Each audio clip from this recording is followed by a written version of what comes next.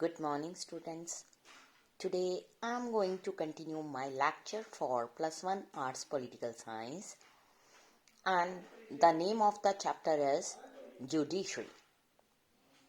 In my previous lectures, I have discussed with you about judiciary, different type of courts, laws, fundamental rights of human beings, and the relation of judiciary with the legislature, executive, and what are the power in hand of judiciary regarding the changes of law given in the constitution. Now let us start with the topic.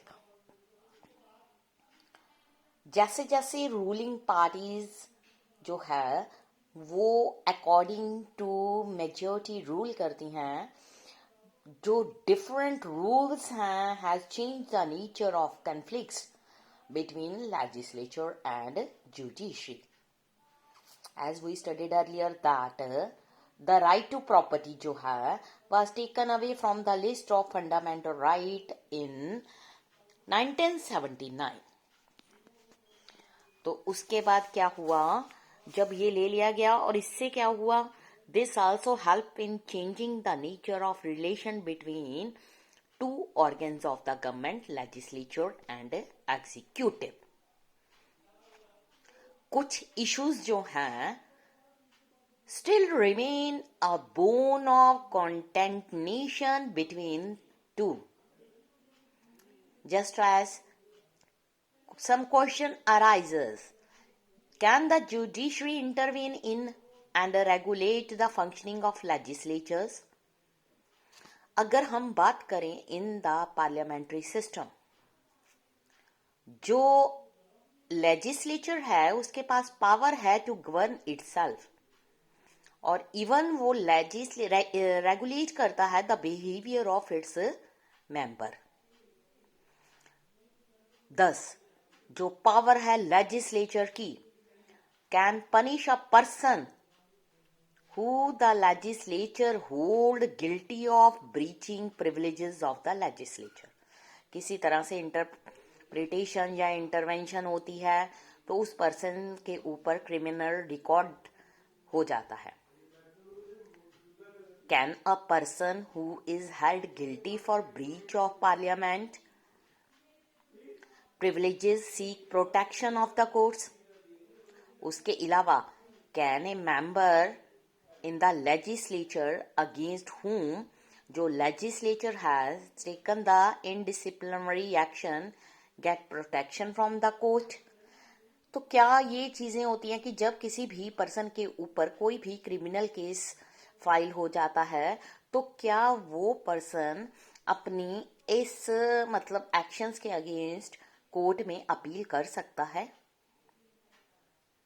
These issues are unresolved और एक matter है potential conflict between two.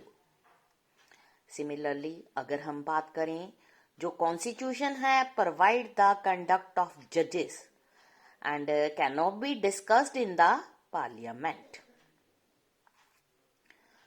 So अगर हम बात करें, there have been several instances जहां पर parliament and state legislatures have cast aspersions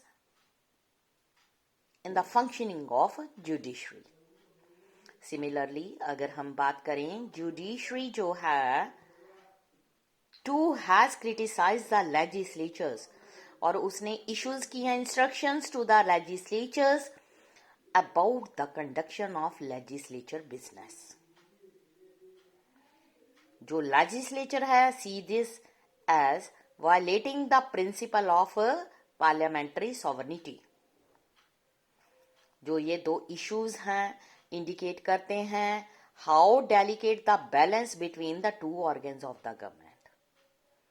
और उसके अलावा सबसे इंपॉर्टेंट ये है कि it is necessary for each of the government in a democracy to respect the authorities of other. So चाहे वो लेजिस्लेचर है चाहे वो पार्लियामेंट है, तो इन सब में ये बात नेसेसरी है कि हर एक ऑर्गन की उसकी जगह उसकी रिस्पेक्ट की जाए. सो लास्ट में एक कंक्लूजन ये है कि we have study the role of judiciary in a democratic structure. In spite of tensions जो अरोज होती हैं from time to time between judiciary and executive and legislature, उससे क्या होता है, the prestige of judiciary has जो है increased हो गई है कंसिडरेबली, पहले से ज्यादा. At the same time there are many more expectations from the judiciary. उसके अलावा जो ऑर्डिनरी सिटीजन्स हैं also wonder how it is possible for many people to get easy acquittals. उसके अलावा how witness change their testimonies to suit the wealthy and mighty. These are some issues जहां पर हमारी जो जुडिशरी है उसका concern होता है. हमने इस चैप्टर में ये भी देखा है कि जुडिशरी इन इंडिया जो है वो बहुत ही पावरफुल इंस्टीट्यूशंस है. ये पावर जो है generated much and many hopes from it. Judiciary जो इंडिया में है वो एक इंडिपेंडेंट ऑर्गन है. थ्रू वेरियस डिसीजन जो जुडिशरी है उसने कुछ इंटरप्रिटेशंस हमारे कॉन्स्टिट्यूशन में दी हैं और जो राइट्स एंड सिटीजन्स के उनको प्रोटेक्ट किया है. इसलिए हमने इस चैप्टर में ये देखा है डेमोक्रेसी जो है hinges on the delicate balance of power किस किस के बीच में, between the judiciary and parliament.